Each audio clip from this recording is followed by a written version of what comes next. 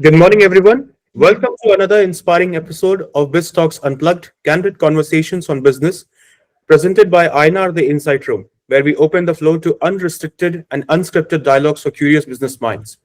Today, we are privileged to welcome Mr. Kamal Prakash, a visionary entrepreneur and committed philanthropist whose life's work demonstrates how industry, community development, and mental well being can coexist within a single leadership philosophy. Over more than 4 decades, Mr. Prakash has contributed extensively to India's industrial and entrepreneurial landscape across the metallurgical value chain, engineering, infrastructure, and international trade through his family's business under the Jiwanram Sheoduttrai group.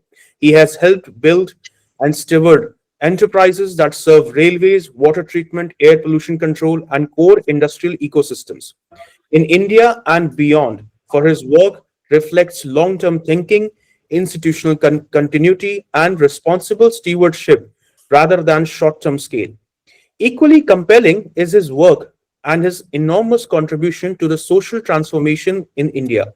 As a co-founder of Dakshini Prayash, Mr. Prakash helped establish Madhurdaha Satyavritti Vidyalay (MSV), a completely free school in South 24 Paraganas that began in 1994 with just 4 children learning under the trees and today stands as a model of holistic education. MSV integrates academics with nutrition, sports, yoga, music, art, vocational training, and adult literacy, guided by the belief that education must nurture the whole human being, not merely academic outcomes. His commitment to human well being extends further through his association with Antara, one of India's oldest and largest institutions dedicated to holistic mental health, where he today acts as a president. Through decades of sustained engagement, Mr. Prakash has shown that care of mind, dignity of the individual, and the social responsibility are the foundation to any enduring society which aspires to grow beyond the confines of its own set rules. Beyond roles and designations, he remains a mentor and a quiet source of guidance for younger professionals and change makers, reminding us that true balance sheet of leadership is written not in numbers, but in the lives strengthened and communities uplifted. Today's dialogue focuses on the business of purpose, lessons in leadership, industry, and impact. It basically invites us to reflect on what it truly means to build institutions that last, leadership that serves, and impacts that compounds across generations. Welcome, sir. It's an absolute honor to have you with us today. The floor is all yours. Thank you, Srijan. Thank you, Akash, of thinking of me. Uh, I hope that this conversation would meet up with your expectation. Absolutely, sir. So, sir, we would like to first of all tell you that this will be just a normal freewheeling conversation. So, there is no specific structure, though we have made a sort of a routine direction map as to how the conversation will flow. And it is a two-way conversation, so you may ask anything to us, and we shall do the Okay, full ones. that's even better. So, sir, any particular point you want to begin with, or should we just, for you to smooth in the conversation, should we start with the early life segments and all? Or So maybe I'm a bit curious that the Insight Room, what motivated you to start this initiative? usually when we began listening to many of the lectures of honored individuals, be at the faculty or be at various grounds, we sort of realize that in presence of a mass amount of public, the reaction, the core philosophy of that of the individuals do not actually come outside because they sort of are wary of the public strata in front of them, and we thought that somewhere a one-on-one conversation would actually bring about one can say that the reality in a way, or perhaps more like their inner self. And by knowing them a little bit better, we may be able to scale a bit better in our own lives, and perhaps build something that most of the younger generation escapes, which is the perspective. So that's what gave us the idea to build the Insight Room. And from then on, we began our journey in early as September, and we are still continuing, sir. Great. No, I agree with you. I think that these recorded conversations can be played any number of times, can be viewed by as many people as they want. And I should compliment you for your homework about me. Sure, sir. So as we begin, sir, our first segment is about the roots of life, which is the early life and the foundations that you have acquired during your alma mater. The main objective is about the connecting the reality of an individual is better understood by knowing the past. For past is the step by step stairs or the drops which come when combined, sort of give uh, a holistic picture that you have, a water which is filled in a pot to actually serve anyone to quench their thirst. And as such, sir, we would like to begin that. Would you mind, sort of highlighting to us any, what was your like? What was your childhood like while growing up in Kolkata, and what was your family, exposure in plays into it? Any early exposure to enterprise or values or some social interaction that you find in those early years to be extremely valuable even today? So, I was actually brought up in Varanasi. I was born and brought up in Varanasi. Our firm, Jiwanram Sheoduttrai, today, as we understand, is 125 years old. So, my great grandfather moved from Rajasthan to Varanasi. Uh, Obviously, Varanasi was destination for a lot of people where you would find, I think, possibly people would go there for knowledge and moksha. and and then he established this firm, Jiwanram Sheoduttrai, in his name and his son's name, Sheoduttrai ji, who was my grandfather. My grandfather passed away very young when my father was 2 or 3 months old. So the firm was actually uh, carried forward by my grandmother till our father. He became 14, 15 years old. So he was studying and then carrying on the business as well in a very humble way. And possibly at that time, he was one of the most educated Marwadis in Varanasi. He was a MLLB in his time, and then he had a phenomenal public life. Uh, I grew up in a joint family with 8 other brothers and sisters, so we are all together 9. And I think that had been uh, a privilege, I would say, because you have a huge social life at home itself, and uh, my early schooling was at Besant Hospital School. So starting from Sishu Vihar, from kindergarten right up to class 10th. And Besant Hospital School, since Sujan, you are from Varanasi, of course, today's campus is not what it was 50 years ago or 60 years ago when we went to the campus, but still, I think it is one of the greenest campus. And Mrs. Annie Besant visualized like the education as a holistic education. So in our time, apart from the academics, we had a lot of co-curricular activities, like even we were taught how to spin the yarn. We were taught woodwork besides art or craft. Uh, Sports was compulsory in our case.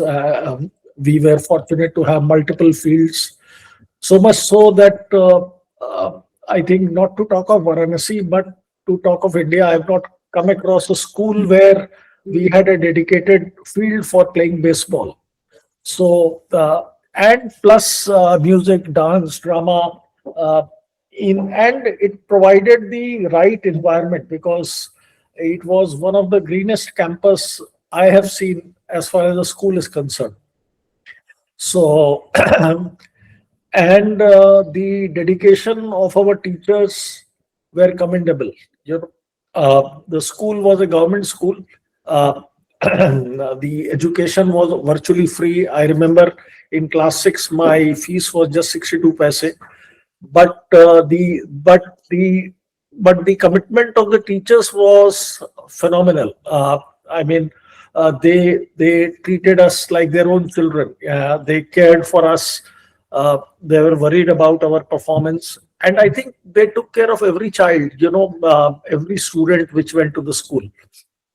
Uh, so so I feel that I was very fortunate to have grown up uh, in a joint family, uh, and also went to a school like a best International School, though I studied in a Hindi medium school. And my sorry, our father being a true nationalist, because he was a part of the freedom movement, and he did many more things just to defy the British establishment.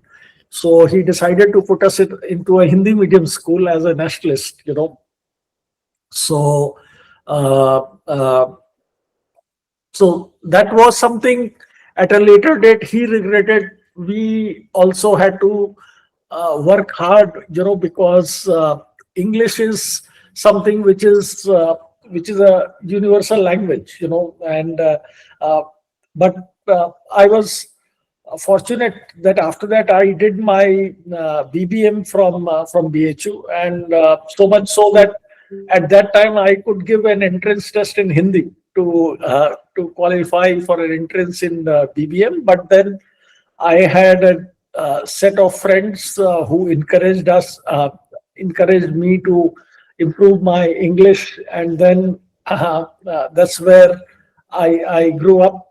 And of course, both of you are part of the BHU, so you have seen that again. Mahamana's vision. It is one of the unique institutions to be found anywhere in the world. So the only thing I would say that being I was not so serious when I was in school and college as far as my education was concerned, except that I was always in awe of my brothers and sisters, my elder siblings, because they were great academicians, and so was my father. So there was always a fear within me that whether I'll be able to be someone like them. So that's the background I come from. That's a very illustrious one, sir, I must say. So I like to believe that the city that a person resides in and the friends and the individuals who come into the life of anyone play a huge role apart from just motivational or the outer growth which we find in academics, like you had within to learn more to learn a new language.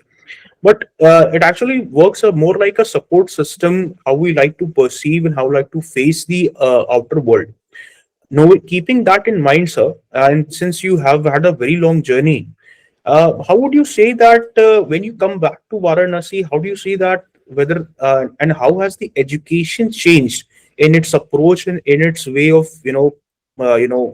perceiving it by the common individuals? Because even in like BHU, like what my father used to say and his generation, that earlier we used to address the professors as the acharyas, and there was a common term that okay, yeah, khali hai to we are going to mandir.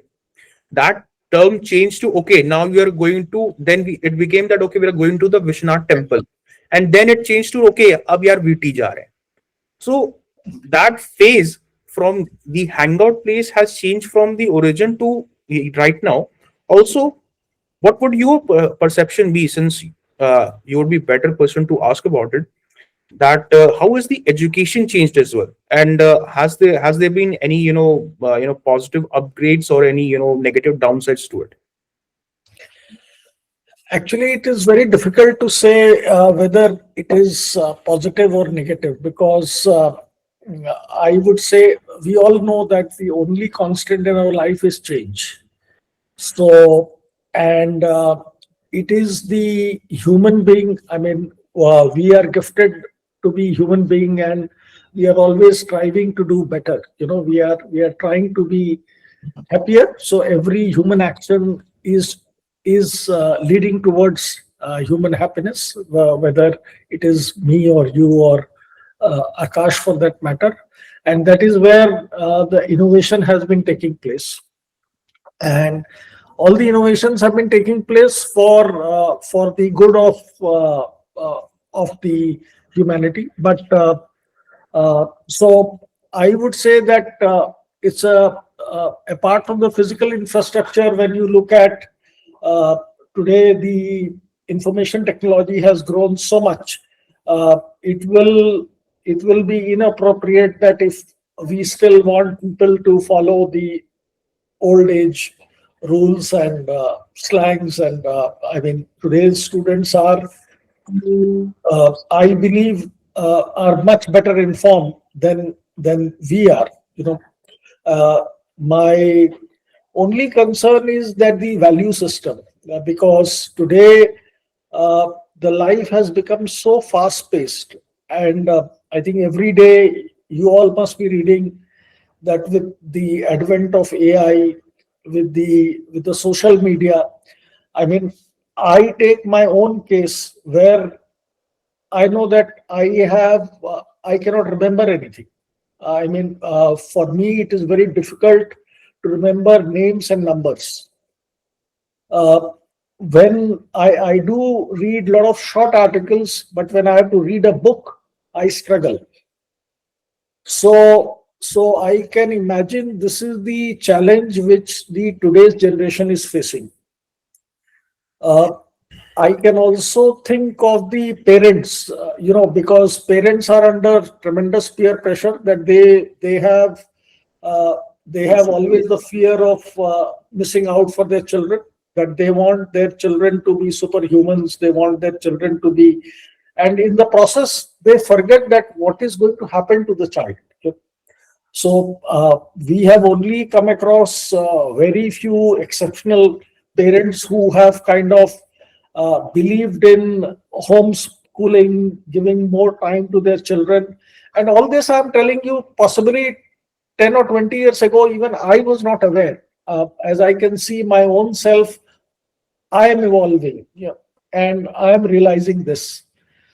I Today I have started to appreciate if a parent is giving the career secondary spot, and then the family the first spot, particularly the first preference to take care of the children, or to take care of the community or society for that matter. So so coming back to your question, I think the way technology is improving, we cannot be untouched by this. Everybody has to embrace it. Only thing that we should have the proper guardrails. We should be able uh, uh, to see it's very difficult to draw a clear line, but see as much as possible whereby human faculties remain intact, human capabilities remain intact. So that is where I come from. It's a great answer. Sir, you have talked about the value system. So, do you think the tier 1 cities or tier 2 cities are giving less values in respect to the place we reside in Varanasi, or the tier 3 cities, which are cultural heritage as well? So, do you think there is a reason something behind it, or it's just a matter of pace at which the all the thing is working? Actually, the value system primarily comes from the parents, because uh, you see, the parents are the best teacher for a child. And statistically, if you look at it, a child spends less than 20% of her or his time in the school. The other 80% is with the family and with the community. So it is up to us what example we set for our children, the value systems which we follow. Because, I mean, we can't blame the children. And what surprises me today, because we have got so much used to shortcuts that we are celebrating simple things like honesty, hard work, compassion. Uh, uh, but these are all very basic Yes. human traits, which should be within us. And it is normal for any human being to practice it. So my view is, and I think someday both of you are going to be young parent, that uh, don't uh, don't be swayed away with the peer pressure. If you decide to have children, then they become your first priority, and also you will be their most important teacher.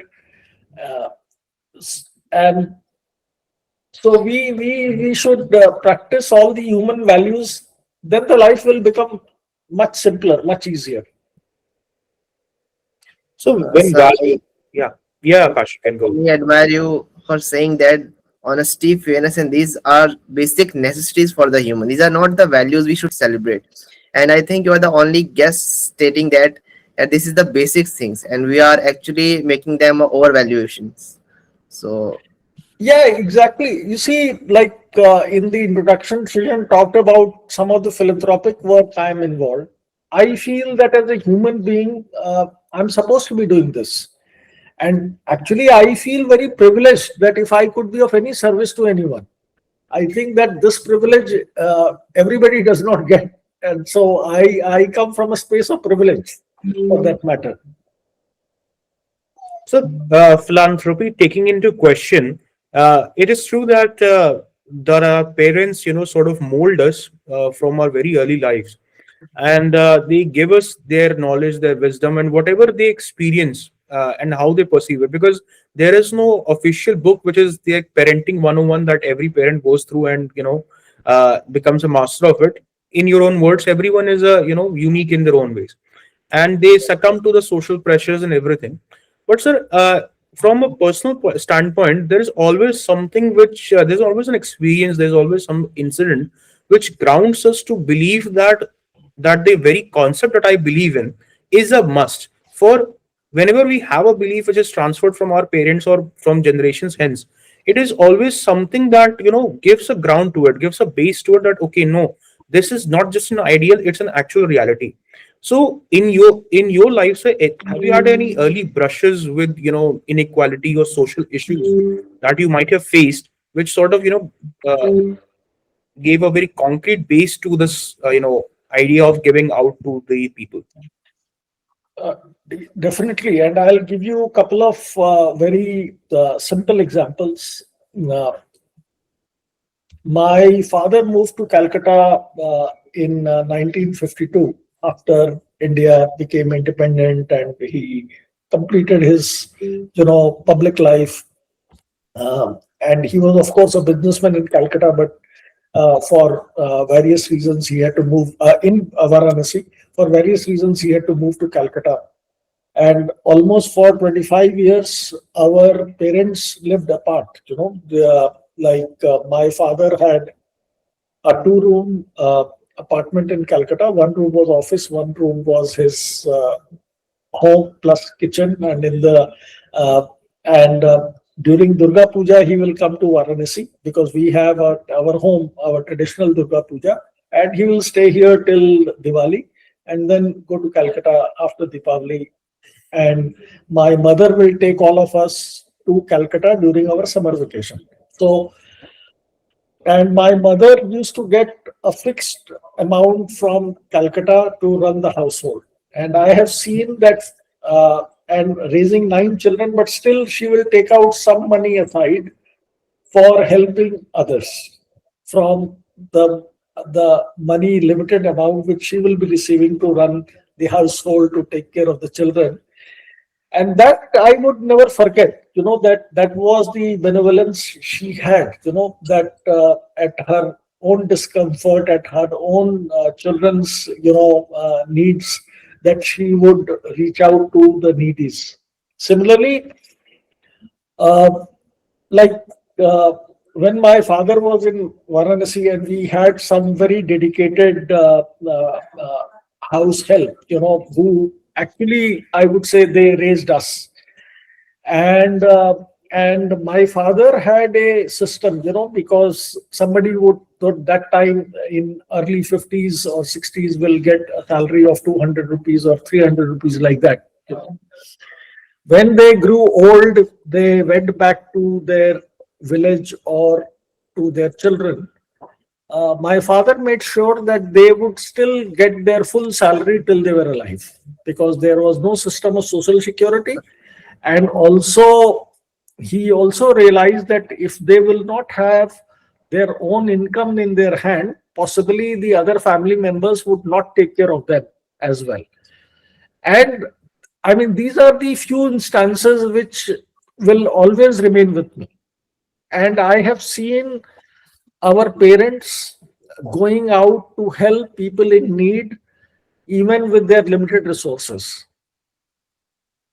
And I have, you know uh, so many instances, that is, I would say that that is the kind of impression, and I think the value system got embedded into us from our parents, simple acts of kindness. So one of the major issues that is now prevalent in the society is the sort of a difference in the positions of both man and woman. Like as in the earlier, since India's society is largely patriotic, and we have seen that that man's it is commonly understated that man's duty is to earn, and woman is that of building the house and everything. But we both believe that that building a house is actually much greater responsibility than just earning or making money. Yes, financial freedom is concerned there, but we have largely seen that that somehow the women who play this vital role, which is enormous, because they are not just managing the house, you are making the future, you are building the very walls upon which around which the future will be nurtured. And somehow they are demeaned, or perhaps taken as a second class in terms of existence and all. So can you comment about it, sir? What you said is absolutely correct, and I think the genesis of it is from the education, because the way uh, we have seen the society evolving, the kind of education we get. And I think in our case, I would say that we were five sisters and four brothers. All my sisters had very good education. Most of them, I mean, were two were one was a doctorate, one was a medical practitioner, and three were postgraduates. And in terms of brothers, my one brother was a PhD, my other brother was an engineer. Me and my younger brothers were just undergrads, So you can say that, because I got direct admission into MBA, but I always wanted to join business. So my brother had a pharmaceutical unit, so I did not continue with the MBA program and went and started working with him at Banaras. So in fact, my parents were not too happy with this decision. So it all boils down that how you are. Uh, uh, it all comes from the education, and I would say that here in case of our parents, while my mother did not go to the school, my father had a great education. But even in his public life in Varanasi, my father worked for the girls' education. So, that is where, and I think he was possibly also influenced by his own mother, because his own mother was a widow. But my father never remembered what his father looked like, and she managed the business, and she also gave our father the best of the education at that time, without any pressure. So I would say that possibly he was very influenced the way he was brought up by his mother single-handedly, and possibly he tried to make sure that his own daughters and in community as such, the women are well educated and they find their equal or right place in the society. So, but I feel that now the way advent with the advent of education and more, I mean, even if I look at our domestic staff or even our drivers, PNs, I think they are all trying to educate their daughters as well. Their daughters are getting settled in life, so it is changing for good when we look at the women's place in the Indian society. Sir, in the same space, I want to say that we have witnessed the Savitri Jindal ma'am, the Rekha Jhunjhunwala ma'am. They are doing very well. And so, do you think that India is not looking still the women as that power of sight that yes, they can do it? Because you have also said that at the time of 1960s, your mother has completely do with the businesses, and I think no one can ever think of that. A single mother who is raising a child can do it. Raising the child of this family can do it. So, do you think that it will really work in Indian society is thinking that way, that yes, girls should be. See, here I would give you the example of a lot of women, our students in Dakshini Prayash. Now, of course, for the last 25, 30 years, my wife manages Dakshini Prayash, but I get to interact with the students and their parents, also our teachers. And we see that, you see, Savitri Jindal, the kind of family background and they come from, I mean, it's one in billions, you can say that. But for a common family, now the awareness of education and giving a girl child a right place in the society is becoming more and more prevalent. Unfortunately, today, when you look at the education system in India, I don't remember exactly the statistics, but I think still 40% of our population is still not going past the high school. I think something close to 20% still do not have a proper school access. And when you go to the schools, these are without toilets or anything like that. So you imagine, and then I will also give you the example of even city folks, uh, because I would say that bulk of the city folks, and I would include myself, maybe uh, uh, myself 20 years ago, where possibly the focus was on money making, career making, things like that. And I would not point a fault on anybody else for that matter, that then they are not focusing on the holistic education, because everybody is has been focusing on academics, the grades, getting a job, rather than how you are evolving as a human being.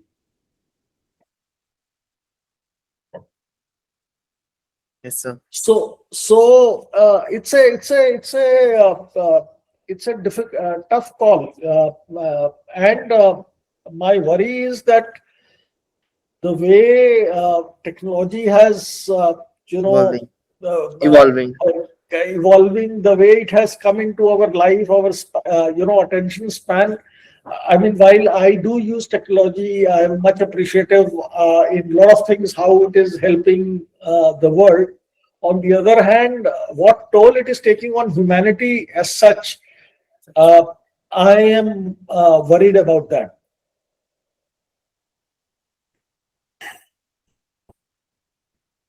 That does seem to be an interesting, sir, topic. Our next segment, sir, is building in industry and international trade.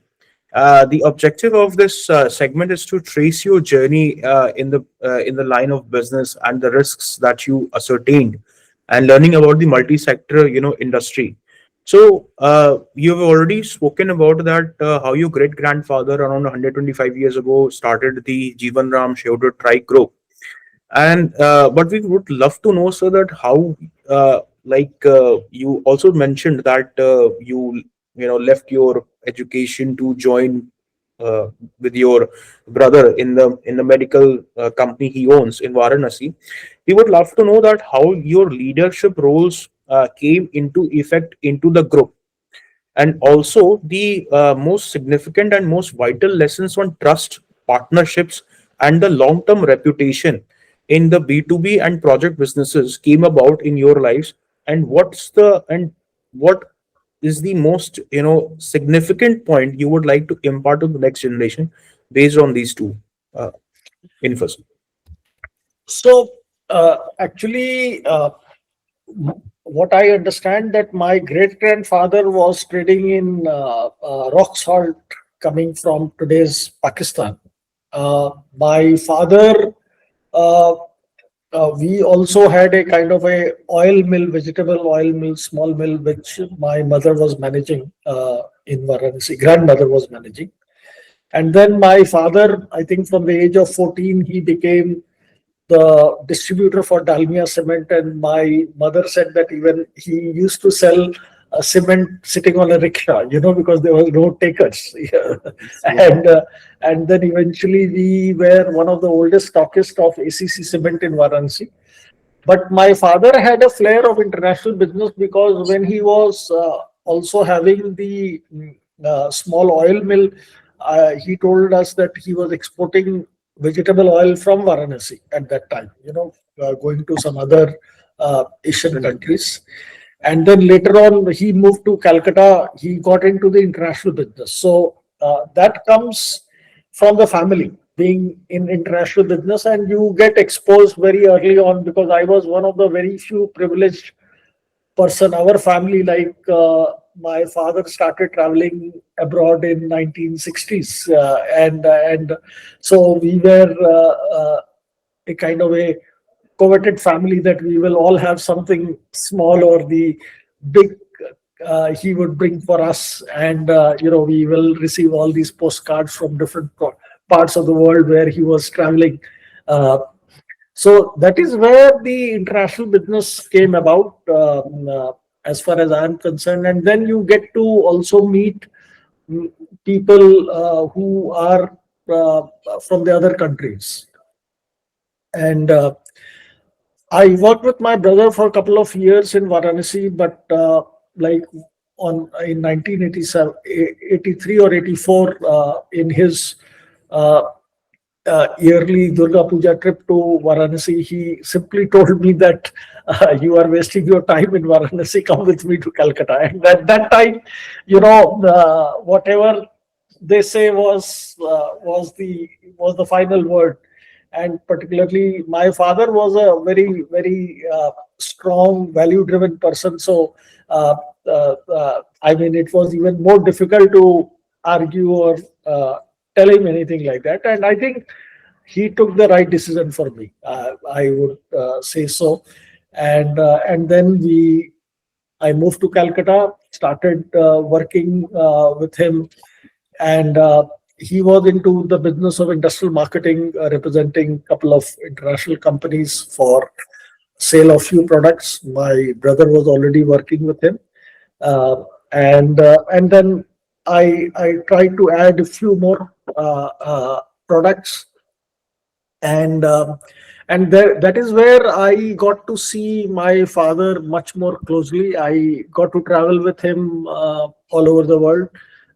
multiple times, and then you can observe him far, far better. When you are spending months together in the same room or traveling, watching, then you really see what it means to be, and he was a very value driven person. Like, his values, you would never be compromised. And actually, I would say a lot of time I will make a silent prayer that this man should never, there should not be a situation where he should be bowing down to someone, because he was so upright in his approach to life. Talking about, but if you come to Calcutta, I believe that, and you visit our office, our first meeting room is called Trust. So I think the whole is dependent on one word: trust. Trust. And that is where I think that trust should never be broken. You can make mistakes, but so I believe all the relationships are based on trust. And in our company, we are evolving, so we have the other four values which we follow is equity, sustainability, uh, excellence, and innovation, as far as business is concerned. So these are the five keywords as far as uh, we are concerned. And uh, I missed out some of the other things which you wanted to ask me. Uh, So and it was, and yes, talking about my own business, you see, some of this, like they say that there is a common saying that necessity is the mother of invention. So my mother passed away in 1991 and father passed away in 1994, and I would still say that uh, uh, the way we were raised by our parents in a very, very protected shell, that suddenly you start, uh, uh, uh, you are scared, you want to, you are worried about your future. So that is where I feel that something much more, my own entrepreneurial drive came thereafter. Of course, I would say that with both the parents, we all all eight siblings had a very strong sense of responsibility. So that I must say that all of us got it from our parents, and I think this is the sense of responsibility, and then leading into that we need to be doing better in terms of business. Uh, we started trying to do more and more, and that is where today we are. When my father was there, until then we were primarily focusing on certain products for the steel industry and for the mining and metallurgical industry, only selling raw materials and consumables. Today, I would say that in the last 40 years, company has evolved, and in many ways, we have also become, though household small, but have become a globally uh, recognized force, particularly when we look at servicing the aluminum value chain and our online platform, Al Circle. So as you said, the necessity is the mother of invention. We all know. So I think you have witnessed three major phases. Sorry to say for your parents who just suddenly gave your hands up. You have witnessed the pre-LPG era, post-LPG era, the reforms that were happening at that point of time, in that 10 years span from 1990s to 2000s, and you were witnessing these as well. So how do you gather the strength to adapt these changes and make the this group so much globally recognized? Actually, you see, in life, there is nothing like a we are all in a moving river, so you can never say that acha ab ho gaya, sab theek hai. because there are always two sides, while the scale and what you do is also very relative to what so I would say that there is no comparison. I always consider the family, that we all coming from the middle class family background, and we run a business which you can say is small to medium scale business. The only thing which I said, that even that whatever you do, you should try to do to be the best in class. So if I run a small business, at least that you can consider that you can excel being running a small business. And uh, so, and you're right.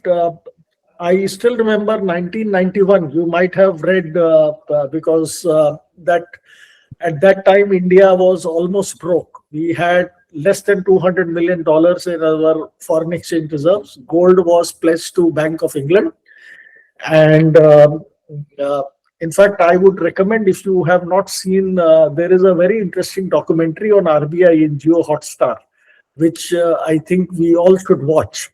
That how and I was having this conversation, and so government put a blanket ban on all imports, and at that time we were a small import agency house, and I still remember that evening where I was having a conversation with my mama, who was part of our business, that what are we going to do.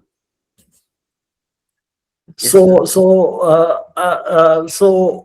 But then I think he was too experienced. He said, "Have faith. Wait, we will ride this out as well." So as we And proceed, and then yes, I sir. think, yeah, go ahead. No, no, so please continue.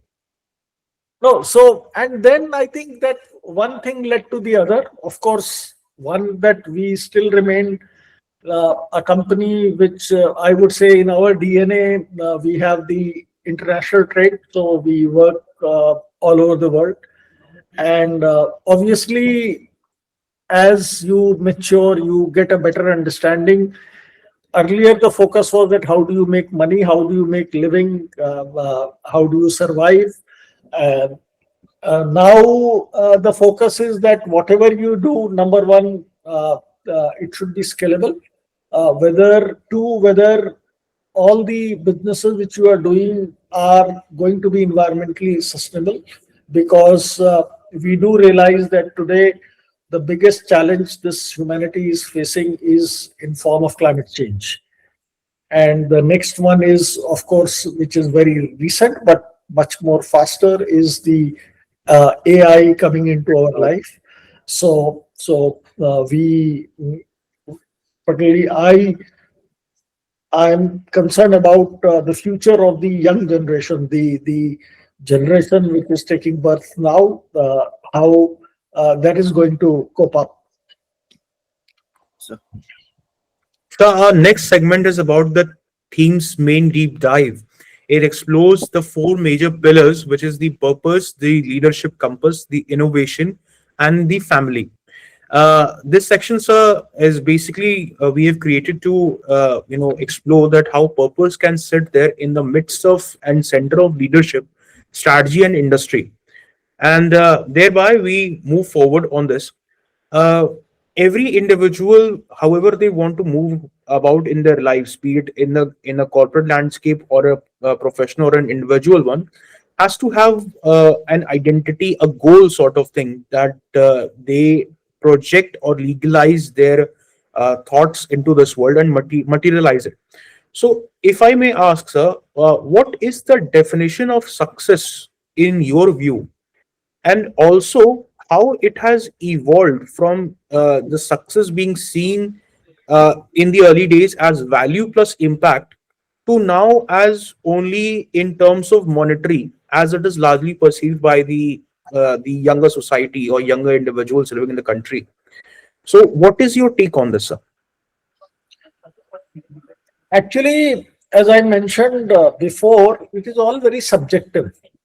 Uh, See, depending on your और माई circumstances अपने तीन हैं, हम सबका आदर्श अलग अलग होगा क्योंकि हमारी परिस्थितियां अलग अलग हैं. तो we I mean, while the human virtues or values remain constant, but this would differ. And अब आज हमारे लिए you see is has been important today. For me, it is important that uh, our the people who are working with us, they are being taken care of as we have committed to them. The people at the home front are being taken care of. The non-profits where we are working, it is doing the right thing. And on top of it, I mean, if you ask my personal agenda, this is only a one-word agenda: sustainability. So, of course, sustainability is one when I am not there. Still, I have been a part of an organization which will evolve by itself, without me, which will continue to run and grow, and will do all the things which it is supposed to be doing, whether I am there or other family members are there or not. And so that is what I'm trying to do, and this is this is difficult because our scale is relatively small, but we are in our own way trying to do this. uh, and uh, and purpose, I feel that I have been fortunate in terms of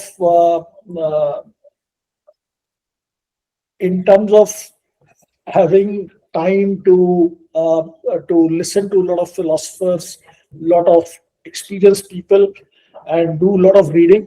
And I can uh, and what I realize that today, I am an ardent believer of Swami Vivekananda, his philosophies. And for me, my Bible is his lectures, which have been compiled in the form of a book called Karma Yoga by Swami Vivekananda. And I feel that he has in this book explained very comprehensively and easily what is life all about, what we are seeking from life. I don't think I have not read any other philosopher who has explained this so easily.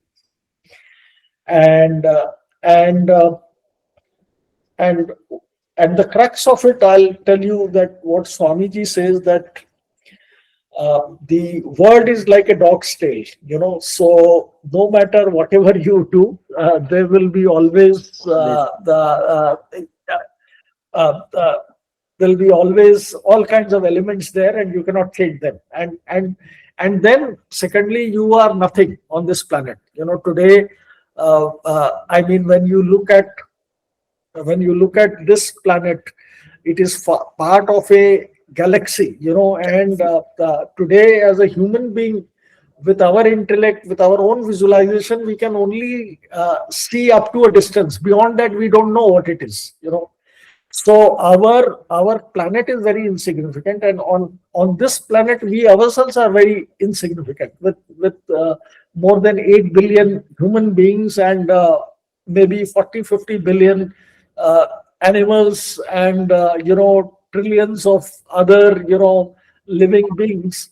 And we live in a very interdependent world, and we are here only for a very short span. So I am trying and to practice and remind myself that how insignificant I am. But then he said that, what do you do with your life? So even like the way he explains that today, even physically, when you look at, all the atoms are trying to free themselves from each other, not to talk of human beings. So eventually, we are all seeking freedom, mukti, as we call in Hindi. Because I read his book in Hindi, because the Vallabhacharya who translated the book has contextualized the book better than his own English lectures, for that matter. So, so what he says ki eventually you have to lead a life of paropkar, that whatever you do, you should look at the good of the others. And actually, I suddenly realized that even in business for profit, first you have to see whether whether you are going to sell a product or service, whether it will benefit the other person or not.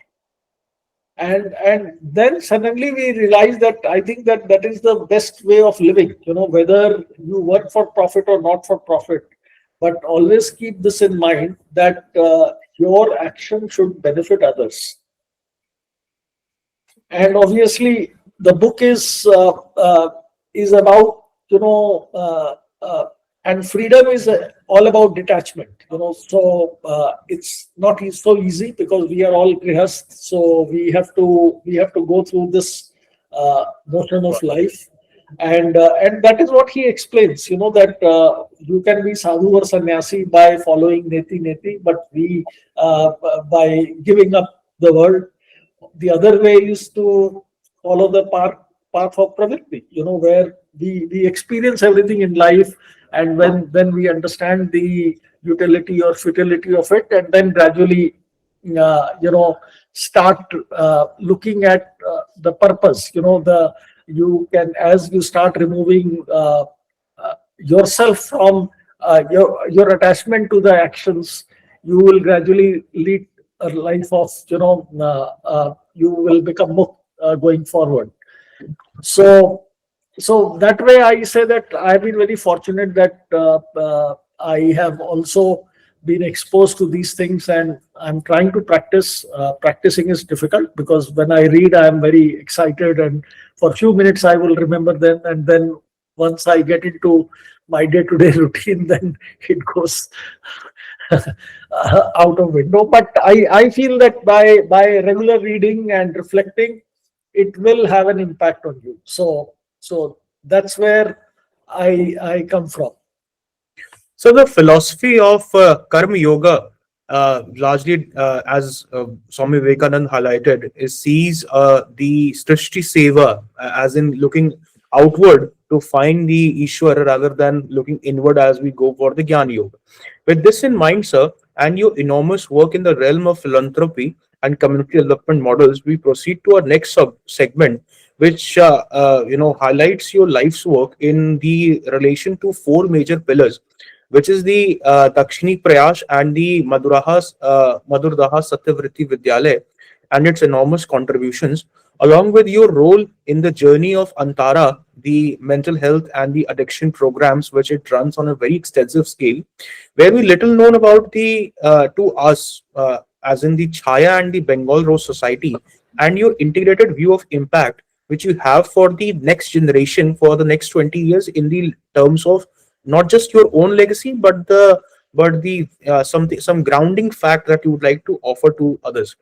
So within this segment, sir, we would very much love to know about the origin story of the the Dakshini Prayash and the MSV. We know little about that. That was started by late Nalini Mukherjee, and we would love to know about more about it, because it's a story that brings generations come together to form the very humanity that we largely know about our own existence. So can you, sir, highlight about it, and also about the holistic and the virtual qualities about it, the programs it offers, and and your particular role in it? So I should tell you the background, and I think this would help to other listeners also. Uh, from a very early childhood, I was an anxious child, and my father recognized this. So in fact, he would consult psychiatrist very early on. So sometimes in 1990, 91, 92, 93, I was introduced to one Dr. Satvi Dasgupta in Calcutta, and I went to see Dr. Dasgupta, who heard me, and then finally asked me, "Ki, acha, you want to be treated with medicine, without medicine? I said, obviously without medicine. He said, okay, you go home. You need to open more windows in your life. I will call you. And after a couple of days, he called me to his home, where he introduced me to Mrs. Nalini Mukherjee and her husband. He said Nalini goes for a walk in the village, Madhurda, where she had become quite friendly with the children, and some children want to study and she does not have resources. So why don't you go and see what you can do? And that is how next day morning I go to her with her to Madhurda, and we meet the children. We see the children, all happy faces, running around, playing around, but they were all very sick. You can make out that they had no skin on their body, and you can see that they were suffering from scabies. So we discussed with Mrs. Mukherjee that we need to take care of their health as well. And that was the beginning of Dakshini Prayash, where we started this informal classes, tutorial classes for the 4 or 5 kids under a tree. And we will give them some breakfast, nutrition, and Dr. Dasgupta's son-in-law started treating them for their skin ailments. And at that time, we never thought that we will come this far. So from under a tree, we moved to the village temple, where we had more students, and then finally the villagers, they found that we were very consistent. So after a couple of years, they gave us the village club veranda, then one part of the veranda, 2 parts of the veranda. Then they gave us the club room, because they say we are using it in the evening. And then the number of students, but we were running tutorial classes. And then we finally decided, the whole idea was to start the foundational education, because we realized that that is the weakest part. If the children's basic foundation will remain strong, then going forward they would be able to take care of themselves. And then we managed to buy first piece of land and build a formal school, Madhurda Satyavritti Vidyalaya. So Madhurda is the name of the village, and Satyavritti is, of course, it has a meaning, but our father's name was Satyanarayan and mother's name was Savitri. So we found it interesting, a meaningful term, Satyavritti. And then later we managed to buy the second building. And then I think on 3rd of January, we are inaugurating the third building. So, and we have been evolving. So we still continue to run the tutorial classes for our own students or the students from the community who need not take any tuition or anything. They get nourishing breakfast and tutorial to supplement their education. So, and then daytime we have the proper school. Then we also realized that the children were coming from economically weaker sections of society. So we started with some microfinance and to help the parents run small businesses. And then we started teaching them some crafts, and they started making products. Today, fortunately, with the help, and we also looked at our own sustainability. So in Dakshini Prayash now we have a senior board, which is an executive board. We also have a junior board. So the junior board works in tandem with the senior board. The idea is that as we will retire, the junior board comes and takes over. So in fact today, so this is a one way of sustaining our operations at Dakshini Prayash. So today, actually, a couple of our junior board members have already migrated to senior board, and we are looking at our own exit, so that they will possibly 1 or 2 years down the road, I'll be part of the advisory board and not having any executive position. So, and the organization should continue to grow. So now with the self-reliance program, which is primarily, I would say, driven by our junior board members, has been doing pretty well. and actually the products are being sold in different parts of India and outside India for its quality and aesthetics. So now it is, so I would say that 40, 50 women and men, they are getting regular employment. They make a decent living so that they take care of their families. And the surplus goes back into Dakshini Prayash, which is again being used for their children and other children's education and healthcare. So suddenly, we have now realized that in next 2 3 years, with the pace Dakshini Prayash is growing, that hopefully by 2030 we will be having a fully self-sustainable economic model, a model of community development. So whereby the community will run with their own income. There will be enough surplus to take care of their children's education and healthcare, their own healthcare, uh, and also, of course, now we have added for last 2 years environmental sustainability. So we are sensitizing them that so that it should not be that this environmental sensitivity should not be with the people who have gone to college or universities. We feel that every human being must be sensitive about it and take care of the ecological needs around them.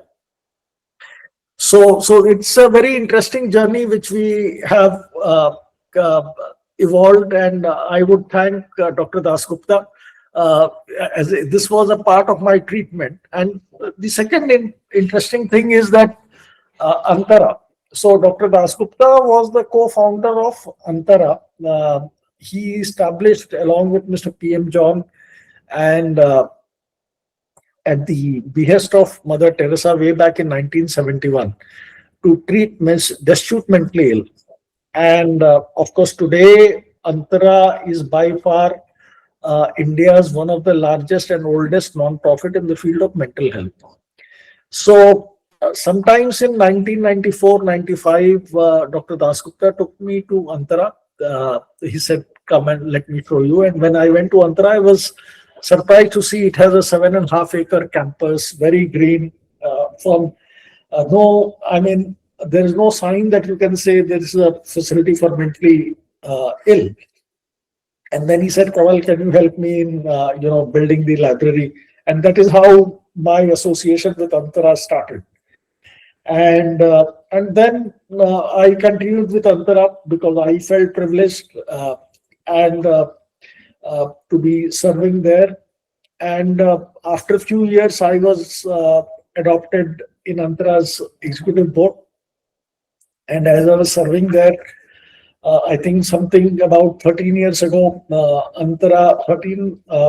Antara's president at that time, Mr. Sabyasachi Sen, he was the industry secretary of West Bengal. He was selected to serve this public sector enterprises selection board. It's a very sensitive position where you have to give up all your associations, whether it is for profit or not for profit. So he had to resign as the president of Antara, and I was traveling overseas, and Antara had an emergency meeting, and in my absence, they nominated me as the president of Antara. When I only get a SMS at that time that you have been appointed as the president of Antara. When I came back, I talked to them. I said that I was not fit to be. By then, Dr. Dasgupta had already passed, but his co-founder, Mr. P.M. John, was very active, and he was the man who possibly initiated this decision. So I think almost for a year I worked as a stand-in, or you see, acting president, while there was a hunt for a more experienced president for Antara. But after 1 year, the committee said that, "Kamal, you better continue as the president of Antara." And the point which I'm trying to say, that somebody who himself had a mental health issue, and I would not say that the mental health issue is not there today, because we all get our own emotions, but you learn to manage your emotions. You learn to manage your chemical imbalance in your brain. But from a patient, you can take a responsible position to lead or to be a part of a much bigger institution which works in the area of mental health. And today, just to give you some statistics, in the last 53 years, Antara has must have seen more than 1.2 million OPD patients. Today, Antara has a hospital for acute mentally ill of 200-bed facility within Antara. We have a home for 100 acute mentally ill who have nowhere to go. Antara runs an OPD at Antara. We have an OPD in the city, and we have two OPDs in rural Bengal.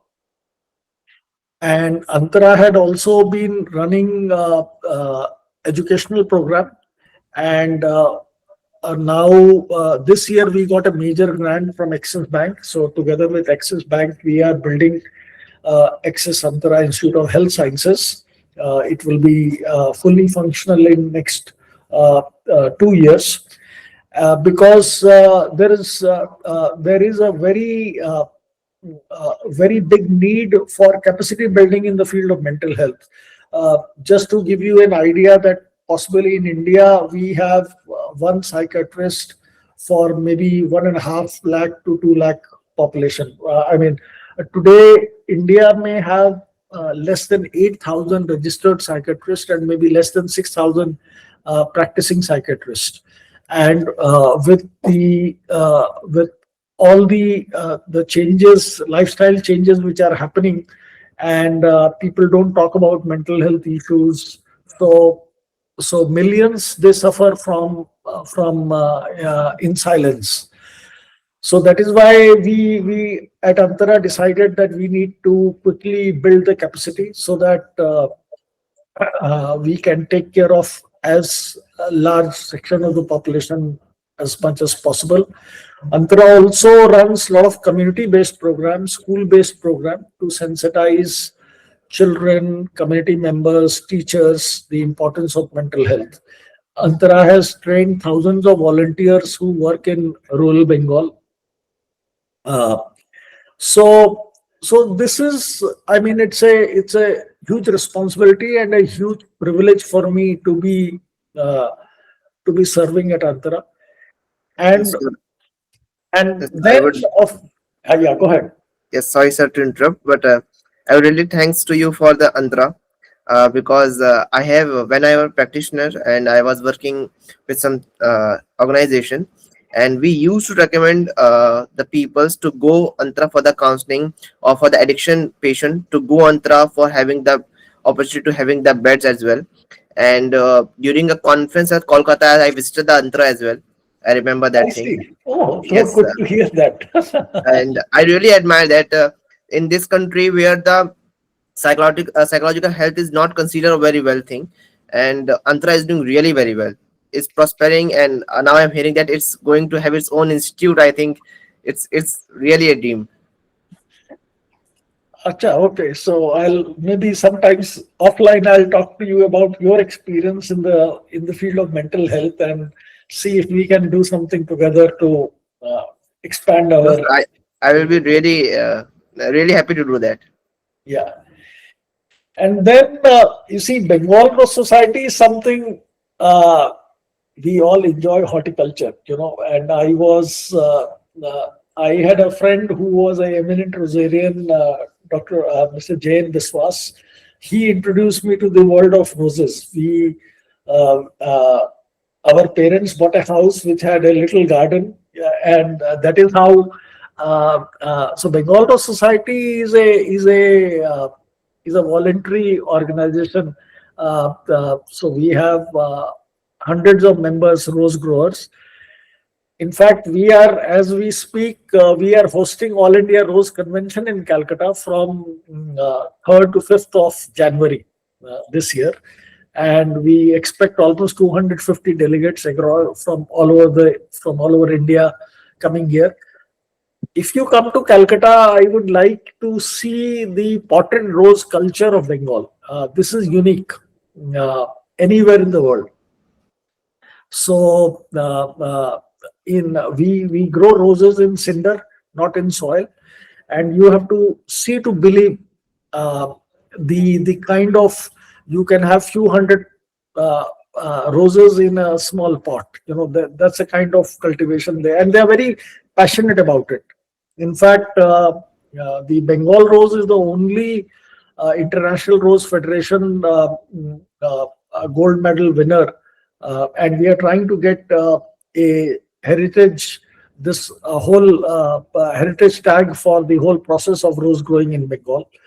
Uh, and for me, the association with the Rose Society and for my interest in horticulture also stems around in the larger good. When you look at this climate change, of course, we have to reduce CO2 emission. I mean, today we are emitting something like 51 billion tons every year CO2. There's almost 1.53 trillion tons of excess CO2 sitting in the atmosphere, and then we're adding 51 billion. So I felt that through horticulture, of course, because of our association with the Rose Society, I also get to meet a lot of horticulturists. So I feel this is one of the best ways or natural way of handling climate change. So while rose is one thing, but I mean, I'm interested in all kinds of plantation. In fact, a lot of people, they say we need biodiversity. We need biodiversity, but I feel that even for an ordinary man who will not understand biodiversity, even having a plant uh, s- at her home or his home, howsoever small, would make a difference. And that is where my association with Bengal Rose Society stands today. Yeah, of course, we enjoy roses, but it is a much larger interest in horticulture. And Chaya, of course, you see, again, was started by two of one of our friends. She is Sharda Radhakrishnan. It is a it was actually founded by the famous cricketer Mr. Dilip Doshi. Uh, uh, his daughter Vishaka and Sharda, they set up Chaya. It is one of the best run animal shelters in this part of the country.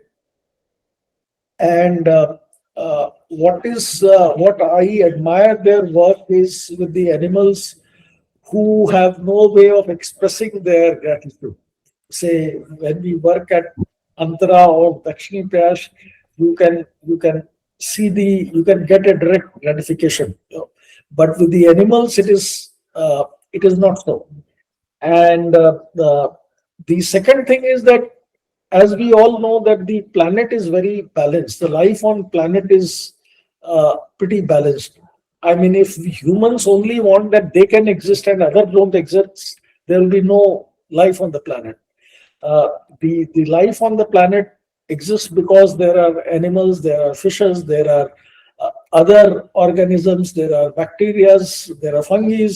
So it is a well balanced planet. So that is where I see that even I would not say that I'm that active in Chaya, but as a trustee with all the experience which I have with my work for profit and not for profit, I try to contribute to Chaya's growth and promote. And for me, what is more important is that whether it is Chaya, Antara, or Dakshini Prayash, they are the symbol of hope.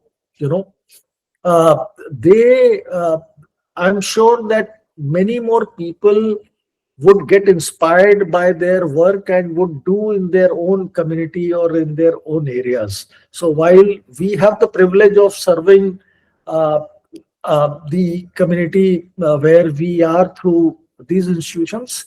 Somewhere you are also, motivating or inspiring others uh, through what you are doing. It's true, sir. And I think, sir, it's for you. I think it's always about adding value to the society, because either from any of the your NGO, I think you have holistically added value, either from the horticulture, from mental well-being, from the women educations to all.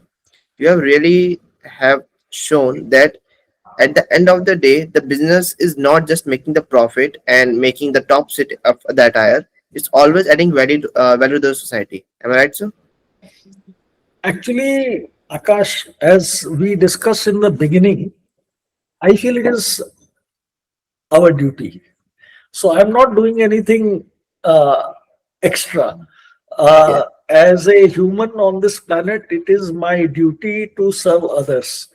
I think I could do much more, which and possibly I would like to do much more. But I know that I have my own pulls and pushes.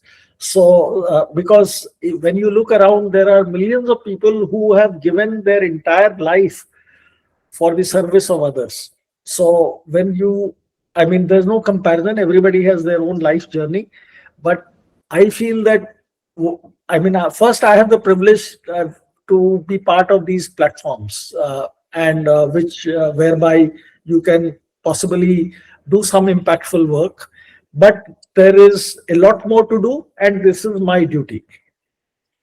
So, in a way, sir, we can surmount to summarize that your life's work in the realm of philanthropy through associations with Chaya, Dakshini, Prayash, or Antara can somehow be say that you are in a way continuing the or we can say that you continue to define the legacies of humanity by choosing that it is your fundamental duty to perform these actions, and not just by for creating a presence in the society or by doing it. Our next, yes, sir. Our next segment is about purpose, industry, and the next 20 years. This segment will be taken over by Mr. Akash. Yes, sir. So my question is, you have already shown your threatening side toward the technology. So do you think that it is diluting the purpose of the society? It's diluting the value addition to the society? Because yes, it's adding value to the business, it's adding value to the revenue growth. But do you think that the content consumption nowadays used to having in the for the younger generation is somehow diluting the strength, the value which should be having the younger generation? So actually, when you look at all the technological developments, they are all done for betterment, for larger good. So there is nothing wrong in terms of the technological development.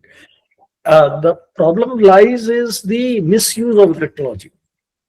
So today, say for example, when you look at AI, uh, or when you look at the social media, if I am consuming too much of a social media, it has a direct impact on my brain.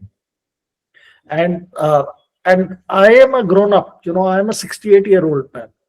But think of a child who would become, dependent on AI. The child's own, cognitive or creative development will not happen.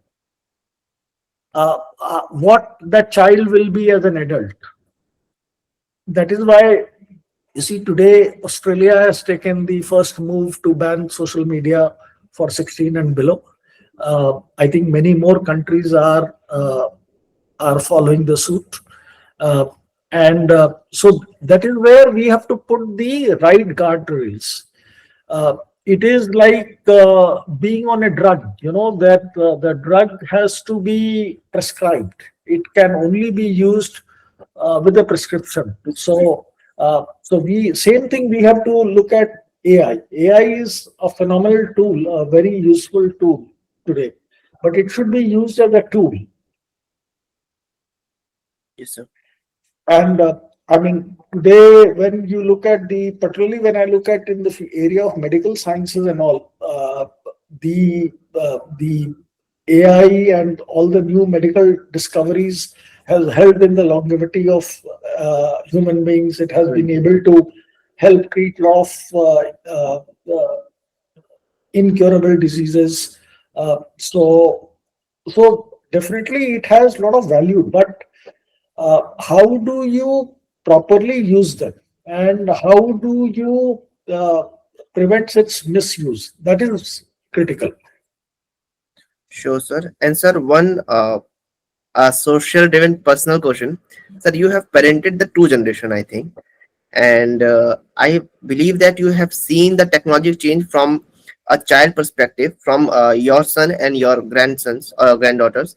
So I just want to ask the question that currently we are seeing the society, the autism spectrum disorders, the ADHD in the younger children due to the social media use, and even the generation behind us are not getting supposed to be adapt to the generative AI things.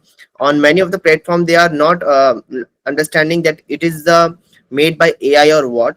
So how you recognize that uh, person in India which are consuming the social media content AI should adapt these changes with the cautious. Actually, it is very challenging, and I would say that I would like every parent, every teacher to first focus on youngsters. See, I think each one of us are part of hundreds of groups. Yes. Uh, Today, we get hundreds of forwards every day, and people are without going through the content. They all have, a lot of them have this FOMO, that if I'm not sharing this, without realizing what is correct or what is not correct, what is I mean, the tragedy here is that while we are a so-called religious society, but do we really practice religion in our own life? Do we follow that discipline?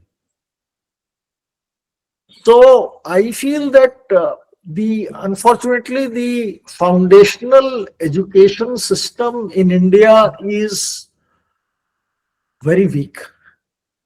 This needs to be addressed, and that can only be addressed just not by the school system, but also by the education of the parents. Every young parent needs to get educated what they are supposed to be doing, how they are going to be raising the children. And I would not say that this is limited only to the parents who are in the villages or who have not gone to the school. I also say that this should also be even in the tier one, two, three cities, also the young parents. That's Because today the children are thrown into the rat race without realizing that what kind of impact it is going to happen on them. When you look at the incidence of suicides, children, I mean, are glued to screen. They are socially cut off. They have no outdoor sports or games. Their interest in those areas. It's For me it is scary. So, allow me to please interject on this part. So, you've said that education of the parents is mandatory for the bringing change into the society and for the growth of the children. But so, education in today's terms has largely become to be only centered on the getting grades or getting a degree, rather than being on a holistic part. The earlier the concept of as we it is politically stated that India is and was a Vishwaguru. But I believe that the educational infrastructure in the ancient India focused not just on getting knowledge, but getting more insights about how an individual perceives the world, and based on that, focuses more on the internal thinking and thoughts, and the trying to attain wisdom, not just getting a finite outcome.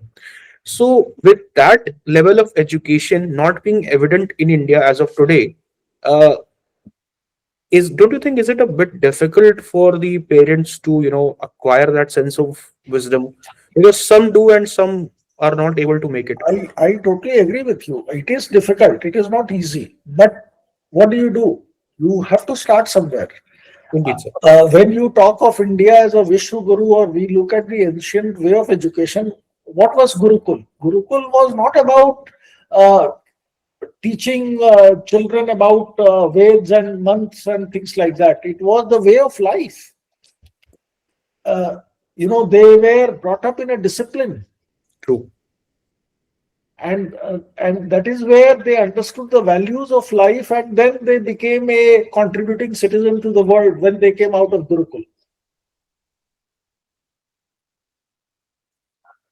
So this, I mean, we have to start somewhere. You see, we have to take a long-term view and a sustained view. We don't need to get disheartened. If we are looking at a shorter term view, then we are not going to get anywhere.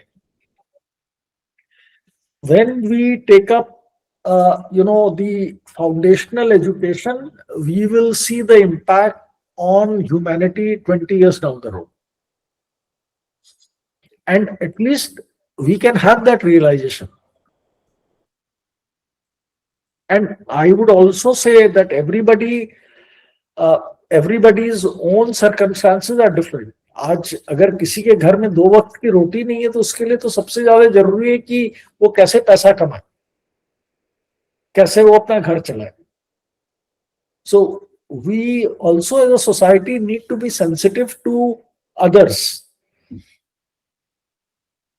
So as we move to the conclusion of our conversation, we move for the audience Q&A. We have several questions that were created by the audiences who joined us via the YouTube live, and we have identified three main questions which define the very essence of what we originally set out to be with. So, success. This question is from Mr. Akshat Chatta. He's a student of MBA at IMT Ghaziabad. He says that success defines the very core of our lives. But what's better in terms of teaching is the failures that we have had or we face in our lives. So he asks that which failure or near miss near miss failure which taught you the most about yourself and your life in general. So I would agree that definitely failure, uh, as they say that, partly you give the example of US where failure is celebrated because the fundamental fact is somebody has tried. He made an effort. So I have had a number of business ventures which failed, and I think that uh, uh, it is very important that we need to reflect, because if you have not reflected, you will not learn anything. So even like this morning, I was listening to Sadhguru. I'm also a fan of. I consider him to a very logical person, and he says that today is the day of reflection. Yes. That we should be, that whether this year whether we became a little bit more compassionate, a little bit more generous, a little bit more humane, and those are the yardsticks on which. So I have had. I cannot single out a single failure, but say for example, uh, there was always, when I was talking about the incidents in 1991 when the government banned the complete the import. So then the idea was, and you had a challenge that whether you are going to, how you are going to exist in future. So the idea was to build the businesses which will sustain. But again, with my life experience, there is no one clear path. There are always two sides. So with my circumstances, I try to do multiple things. We invested in multiple small businesses. So while I hedged my bets, but then we could not scale up things, whereas people who believed in certain businesses and only focused, and they scaled it up, thousands of times than what bigger than what we have done. And everybody has been is I would say is right in their own way. True, sir. So our next question is by Miss Tanya Singhania. She's a student at Mumbai University. She says that what's the one thing you believe Indian industry must do differently now if it wants to be genuinely purpose driven in terms of value and impact? So one thing which I would say in the very beginning, which I asked that whatever industry does has to see whether they are doing it in the larger good. True.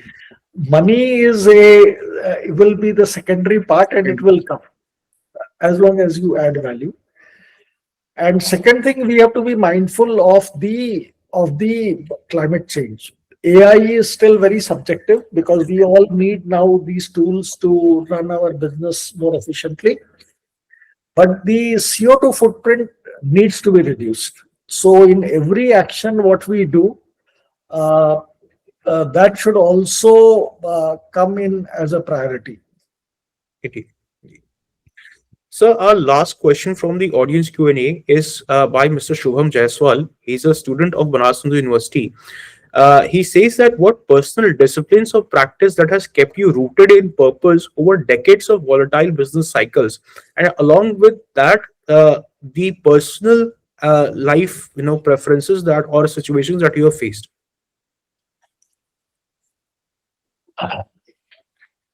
I would say we try to stay as close to nature as possible. We are part of nature, Indeed. and if we maintain our habits which are in sync with nature, you will not go wrong. True.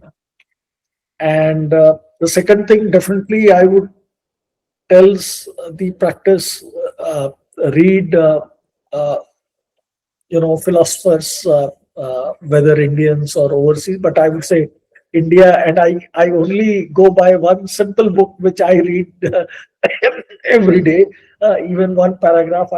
Because the whole idea is that how I can eventually embody the Swamiji's Sorry. teachings and live them. And he has been absolutely logical. And I mean, I am sure there are other uh, uh, many more philosophers, but I find him to be the simplest and easiest to follow. Uh, and I think in one of our conversations, we say that she's a student of BHU. Look at the lives of Pandit Madan Mohan Malviya. You are today, we all have the privilege of studying, and his one act has impacted millions of life. Across the river, go and visit the home of Lal Bahadur Shastri. You see how a humble man could do this. Do this. You are in the land of Kabir. How logical was Kabir? I mean, we don't need to look beyond. You are in the city where Munshi Premchand was there, Bhartendu Harishchan was there, um, Raja Harishchan came and served. Look at their lives. You will find the answers. True. So, as we come to the end of our segment, we have the quick answer segment, which we have called as purpose in practice. So the questions are light, witty, warm, and they are just for quick fun to sort of loosen up. So, whatever comes to your mind, sir, you may respond to it. There is no, charter or no restrictions on it. So, should we begin, sir? Sure. So, first word that comes to your mind when you hear the word BHU. My alma mater, The Kolkata for you in 3 words. one of the most human city. One food you still crave. That's enough. If purpose were a business metric, what would you name it? Today, I will say it's the highest. One leadership cliche you secretly dislike.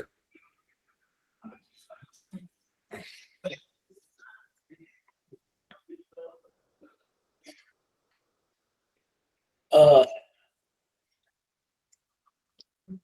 That's a tough one We can. because I am trying not to dislike anything. So, have you ever dealt with a situation in boardroom meetings that you felt that it's very boring and just want to move on?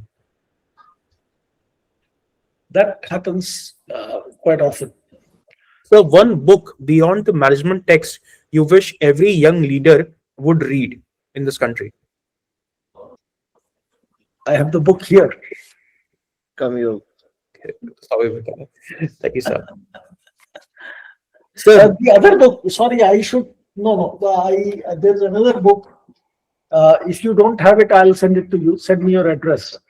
sure, sir. This is the biography of Jamshedji Tata, published by Ramakrishna Mission.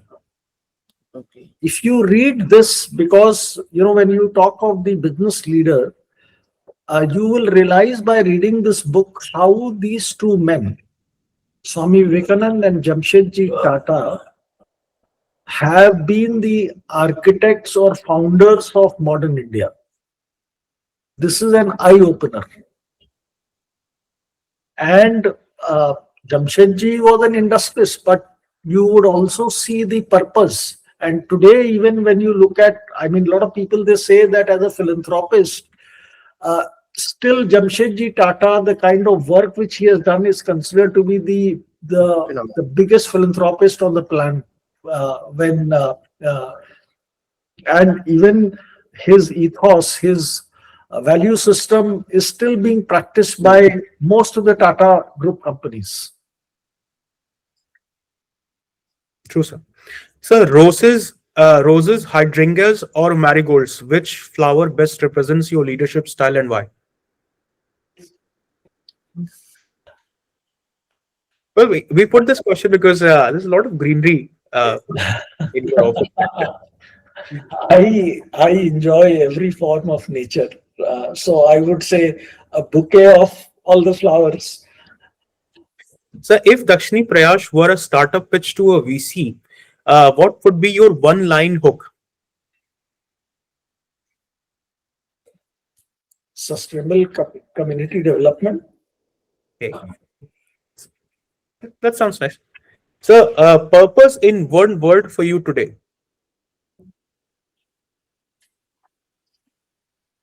Paropkar. Okay. So, as we come to the end of our conversation, uh, any closing message you would like to offer to students, entrepreneurs, and citizens who want to contribute but don't know where to start? I would say that, you see, we are all fortunate to be humans and we have one life, and there is no comparison between two humans. Everybody has their own journey of life. So we should value what we have, we should appreciate what we have and build upon itself. And And one more thing, as we are approaching to 2026, what you think a younger generation should have the New Year resolution for themselves this year? again, it is very subjective, हर हर व्यक्ति का आदर्श अलग होगा. But as I told you this morning, I heard Sadhguru saying we should reflect. And but one liner I would say, practice human values, which makes us human. We don't have to think anything beyond. I think everything will fall in place. Thank you so much, sir. It was a truly a wonderful conversation, and how you have brought us on a journey through this. We started with the beginnings of the foundations of the Jiwanram Sheoduttrai group, and how your grandfather started it, and the legacy that you have created is remarkable and so inspiring for the next generation. It's truly incredible with the naming of the MSV schools based on your father and mother name, and through your enormous contributions in the philanthropic world. Yeah, you are truly in many ways an inspiration for the not just the younger generation but for every leader who aspires to bring change, not just in their own lives but in the lives of others. So thank you so much, sir. Thank you so much for sparing your time with us. and we are extremely delighted for you to have with us today. And it was an incredible honor, and we look forward to many more conversations ahead, sir. Thank you, Sujan. Thank you, Akash, of thinking of me, and I would say that this is mutual. And again, one more time, I would say that I'm not doing anything extra. There have been extraordinary human beings who have given their entire life for the welfare of others. I'm trying to find a meaning to my own life. Sure, sir.